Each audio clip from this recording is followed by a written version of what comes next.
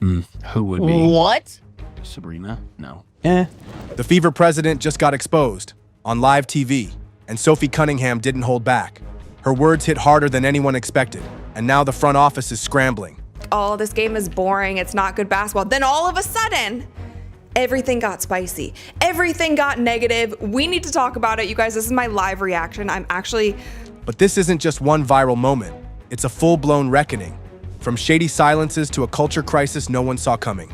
I've got the receipts, the fallout, and every messy detail. But when people try to argue that she's not the face of our league, Yeah. or if our league would be where we're at without her, you're dumb as shit. Yeah. You're literally dumb as fuck. You guys played at Iowa. It was supposed to be a routine post-game. No drama, no spotlight, just another mic, another player, another wrap-up. But then Sophie Cunningham stepped up, and in under 15 seconds, she blew the lid off everything. If you don't think Caitlin Clark is the face of the league, you're dumb. That one line, it wasn't just a quote, it was a verbal grenade. No filter, no cushion, just pure detonation. And suddenly, the WNBA wasn't just playing basketball, it was in the middle of a civil war. Because make no mistake, this wasn't an opinion, it was a challenge. A direct shot at the veterans who've been side-eyeing Clark from day one. A gut punch to the execs hiding behind PR statements and corporate silence. And a red flag waved right in the face of a league already cracking under pressure. Within minutes, the internet went nuclear. Clips hit TikTok with action movie edits. Twitter threads turned Sophie into a vigilante. Instagram flooded with memes, reels, and tribute posts. They called her the enforcer, the bodyguard, the last real one left standing.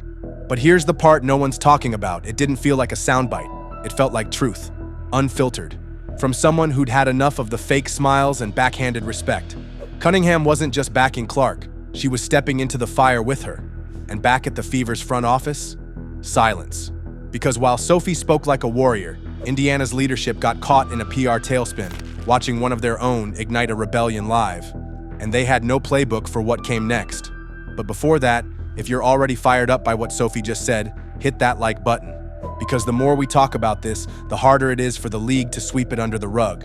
Let's make some noise. I got her, but at the very end, and I'm not saying this is what caused it, but she dipped a little bit. Yeah. Like but she did dip. And then right when I saw, I was like, oh shit, like my bad. Not really my bad. And then they both came at me. I was like, fuck it, come. Did you get fined for that? Yeah, like $900, Oh. which like our fines are a joke. The coolest part about that fight is that your face. I didn't care. You know the moment. Everyone does. Indiana versus Connecticut. Caitlin Clark takes another hit, this time from J.C. Sheldon. It's not the first time. It won't be the last. But what happened next? That's where everything changed. Sophie Cunningham didn't wait for a whistle. She became one. Stormed in, grabbed Sheldon, and launched her like a linebacker sick of playing nice. It wasn't a shove. It was a statement. The crowd froze. Commentators fumbled. The refs handed her a $900 fine. And Sophie? She laughed.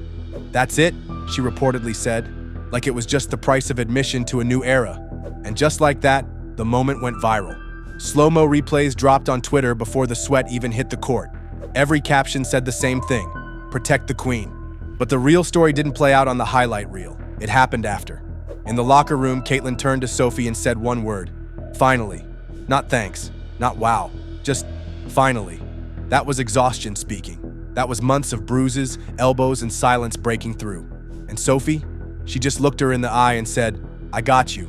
No cameras, no PR filters, just two players locked in on something real. In that moment, this stopped being about basketball. Clark wasn't just a player anymore. She became a symbol. And Sophie wasn't just a teammate. She turned into a battle cry. That single act of defiance forced the Fever into a line in the sand moment. Unity or complicity? Most chose unity.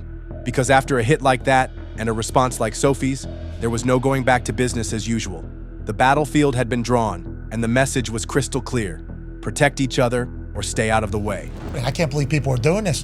Two Caitlin Clark teammates weren't jumping in there. They bring in Sophie Cunningham. I had no idea. Sophie Cunningham was a black belt at the age of 6. Yeah. Yep.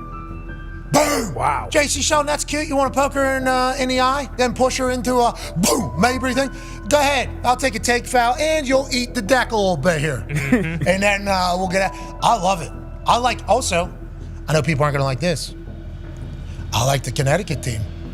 doing what they did as Sure, well. yeah. In San Francisco tomorrow, you're on the Las Vegas Strip. What can the Las Vegas expect from Sophie? Oh, you know what? I'm just gonna be me. I don't go in there trying to predetermine anything. I'm dialed in. I need to focus on hitting my shots, making sure I'm executing the schemes right. I'm not focused on the extracurricular activities. And you know what? During that, it was just part of the game. I think the refs had a lot to do with that. It was a build-up for a couple of years now of them just not protecting, the star player of the WNBA. And so at the end of the day, I'm going to protect my teammates. That's what I do. And I'm a team player, so. Behind the scenes, the temperature was rising. Sophie Cunningham didn't throw JC Sheldon out of pure impulse. She'd been watching the slow burn for months. This wasn't paranoia. It was pattern recognition. The league's quiet mission to humble Caitlin Clark wasn't some online conspiracy. It was practically an open secret. Side-eye from the sidelines. Late bumps after the whistle. Smirks on the bench and muttered warnings on team buses. She hasn't earned it. She's not W-ready. Translation, break her before she breaks through. And Sophie? She clocked every single moment. She kept mental receipts while the rest of the league played dumb. But when Clark got leveled for the 6th time in a single game, that was it. The match met the fuse, and the explosion was inevitable. Her reaction wasn't reckless, it was righteous. And when the clip made it back to the Fever locker room, something shifted. No more pretending, no more shrugging off the hits. Players looked at Sophie and saw someone who finally stood up and said, "Enough." And that energy, it spread, fast. Suddenly, neutrality wasn't an option. You were either with Clark or with the silence. And silence, it had a face. The Fever president, who vanished when her star was under fire. No statements, no support, just corporate cowardice hiding behind buzzwords. Meanwhile, Sophie was in the trenches, doing what leadership wouldn't. And the team, they noticed.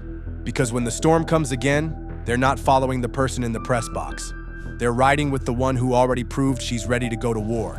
But when it is a simple call right in front of your face multiple times, what are you doing? The WNBA has been surfing the Caitlin Clark tidal wave like it's their last shot at survival, boosting viewership, pumping merch sales, stacking headlines. But when it comes to actually protecting her on the court, silence. Not a whisper from the top brass. And Sophie Cunningham? She wasn't about to sit back and let that double standard slide. She went scorched earth, aiming straight at the league suits with a flamethrower full of receipts and a single target in mind: hypocrisy dressed in designer. She ripped into the refs. If that were me, I'd be booted out. But for Caitlin, no whistle, no help, no damn justice. Then she took a blowtorch to the league's leadership. They're profiting off her, but they won't protect her. Those words weren't just hot, they were radioactive. The clip exploded online. T-shirts were printed. Protest signs hit the courtside rows. Sophie's rant didn't feel like an interview. It felt like a manifesto. A call to arms for every fan who'd been watching the hits pile up with zero consequence. And suddenly, Cunningham wasn't just a player. She was the league's most dangerous truth teller. Meanwhile, the Fever president vanished. Socials, dark, press team, MIA. No quotes, no defense, just silence. And in that silence, the league's image started cracking. Because the WNBA wasn't just failing to protect their star, they were profiting from the chaos. Sophie didn't just call out bad officiating. She exposed a system addicted to Clark's spotlight while letting her take elbows in the shadows. This wasn't a PR misstep. It was the whole damn strategy. And with one viral mic drop, Cunningham forced the league into a corner. Protect your stars, or admit you're using them. There's no middle ground anymore. With that, you guys, you can hear it in the video right here. The Indiana Fever fans were chanting, "Sophie, Sophie."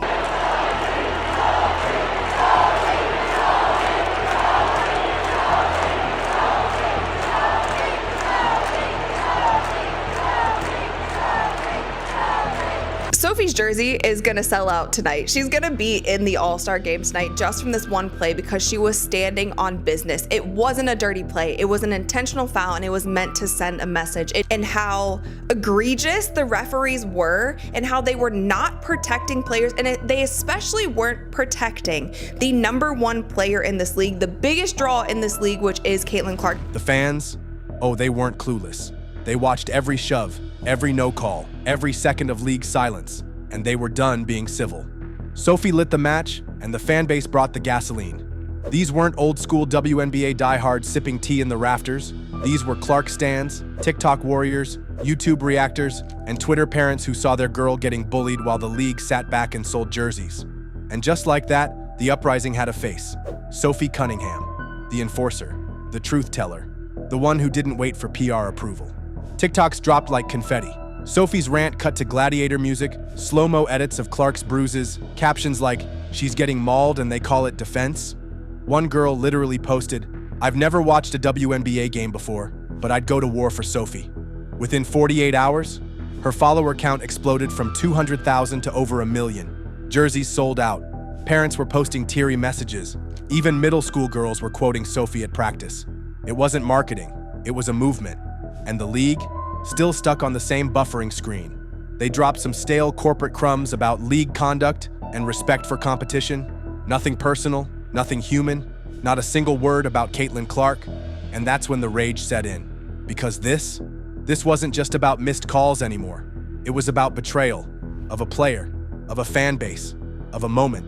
And Sophie, she wasn't done. If you don't protect her, you're pushing away the very people saving your league. Boom, line of the century. It ended up on t-shirts, banners, chants outside arenas. Because the WNBA didn't just ignore their star, they insulted their entire future. And the fans, they were ready to leave, with their money, their loyalty, and their girl. Pause for a second. Do you think Sophie's the only one ready to call out the system? Drop a comment with the next WNBA player you think is about to snap. This fire's just getting started. Shout out to the Indiana Fever fans because you guys came in so strong and were doing exactly what fans need to do. They were booing these players every time they touched the ball. They were getting active. They were getting after it. I'm surprised the WNBA hasn't launched an investigation yet, honestly. But the Connecticut Sun started to get embarrassed, and that is not a good place to be. That's actually a dangerous place to be when you're on the court. And so I was worried that things are going to get even more physical because when a team feels like they have nothing to lose, sometimes they start to get dirty, they start to get extra physical. And this is not only something that happens. This wasn't just about Caitlin Clark anymore. Sophie Cunningham didn't just throw a match. She lit up the whole system. Because when she spoke out, she wasn't just defending Clark. She was pulling back the curtain on something rotten. A league that begged for the spotlight, finally got it, and then completely freaked out when it came wearing Clark jerseys and screaming for change. Let's be real. Sophie exposed the bitterness, the jealousy, the petty gatekeeping from vets pretending it's just part of the grind. No, it wasn't hazing, it was sabotage. And the whispers, you could practically hear them. She didn't earn it. She's just another white girl with hype. She skipped the struggle. Nah, she brought the ratings, packed the arenas, and made your paychecks relevant. And instead of celebrating that, some players turned it into a hit job. That's not sisterhood, that's self-destruction. Then Sophie dropped the quote that cracked the whole thing open. "This is what we've always wanted. Why are we mad it's finally happening?" That wasn't just a mic drop. That was the truth no one in power had the guts to say because the system was built to grind, built to survive, not thrive. So when the spotlight finally hit, it froze. The Fever's own president bailed. The league stood mute. And Sophie? She became the voice fans didn't know they were waiting for. She wasn't trying to be the hero. But when everyone else stayed quiet, she became something bigger. A line in the sand. A walking rebellion in a high ponytail. The first one to swing and mean it. While the league stalled in PR limbo, Sophie Cunningham just told the truth. And it shook the entire system. Sophie didn't ask for this spotlight, but she walked into it anyway. With fury, with fire, and with facts. And now the league has a choice. Evolve or burn. Because Caitlin Clark may have brought the audience, but Sophie Cunningham, she brought the war. This story's far from over. If you're riding with the truth and not the politics, subscribe right now. We're following every twist, every clapback, and every uncomfortable truth the league tries to dodge.